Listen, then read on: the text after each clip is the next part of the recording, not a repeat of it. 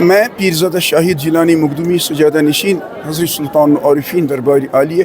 چونکہ آج جو عرس مبارک جو حضرت سلطان الاولیاء برہانہ تقیہ محبوب رب العالمین منظور ختم المرسلین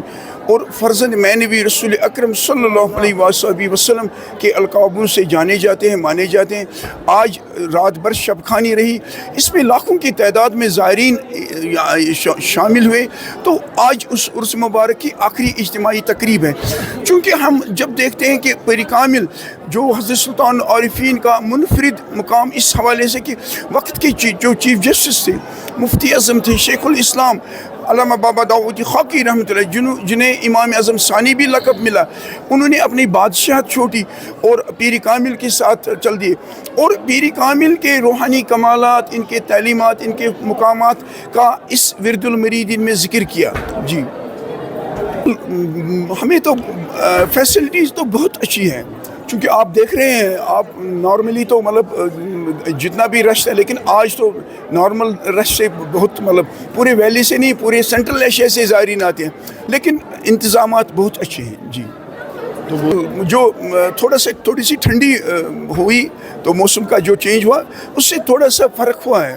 زائرین میں، لیکن اوورآل جو مطلب عرس مبارک کی تقریب رہتی ہے، اس میں تو کوئی فرق نہیں پڑتا۔ پورا کشمیر اپنے محبوب رہنما، روحانی، مذہبی، ہر لحاظ کا رہنما ہمارا سلطان العارفین شیخ حمزہ مخدومی رحمۃ اللہ علیہ، جن کا آج 467واں عرس مبارک ہے۔ ان کی ولادت 900 ہجری میں ہوئی ہے، اور ان کی وصال مقدس 984 میں ہوئی ہے۔ انتظامات اللہ تعالیٰ کر رہا ہے، کیونکہ محبوب العالم نے ہر لحاظ سے اس دین حق کی خدمت کی۔ انہوں نے اپنے آپ کو کبھی مخدوم نہیں فرمایا، بلکہ اللہ تعالیٰ نے ان کے وصال کے بعد ان خدمات کے عوض پوری کائنات کی زبانوں سے ان کو مخدوم الاعظم کہا گیا۔ مخدوم اس کو کہا جاتا ہے جس کی خدمت کی جائے، ہر کسی کی خدمت کی نہیں کی جاتی، ہر کے عرس کی انتظامات نہیں کی،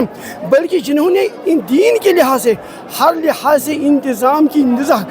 نگہبانی کی ہو، حفاظت کی، اللہ تعالیٰ ان کے وصال کے بعد ان کے تمام کارناموں کو نہ صرف حفاظت کرتے ہیں بلکہ عوام کو ان کو مرہون منت بنا کر ہر زبان پر ان کا تشکر ہوتا ہے۔ آج عرس مبارک جو ہے یہ اظہار تشکر ہے جو انہوں نے خدمات دین کے لیے ہے، اور یہ ہمارے لیے پیغام ہے اگر انہوں نے پوری زندگی ایک شاہی خاندان کے ساتھ وابستہ کے باوجود انہوں نے پورا عشرت چھوڑ کر دین کی خدمت کی، ہماری اس وقت کے علماء کو کیا ذمہ داری ہے؟ مسلک سے بالاتر ہو کر، اختلافات سے بالاتر ہو کر ہمیں اہل سنت جماعت کے عقائد کے تحت اس دین حق کی اسی طرح خدمت کرنی چاہیے جس طرح حضرت سلطان العارفین رحمۃ اللہ۔ اسی لیے تمام اولیاء اعظام نے ان کے خدمات کا اعتراف حق کیا، اور علامہ خاکی نے اسی لیے کہا شکر للہ حال منہر لحظنے کو ترشدس شیخ شیخہ شیخ ہم تامرار۔ کیوں؟ ان کے پاس انہوں نے کیا کرامات بھی دکھائے، مگر سب سے بڑی کرامت ہے استقامت، مصیبتوں پر استقامت کر کے دین کی خدمت کرنا۔ استقامت چون نمود اندر علم درما علم ما علم یا لمش حقدار دین پر۔ اسی لیے اس کشمیر کے ولی شیخ الاسلام حضرت شیخ اکمل الدین بیخانی بدخشی رحمۃ اللہ فرماتے ہیں مجھے فخر ہے میں اس درگاہ کا گدا ہوں، خاک بوشی میں کند اکمل ہمیشہ بردرد شاید از دشتے کرم لطفے کند سوئے گدا۔ والسلام۔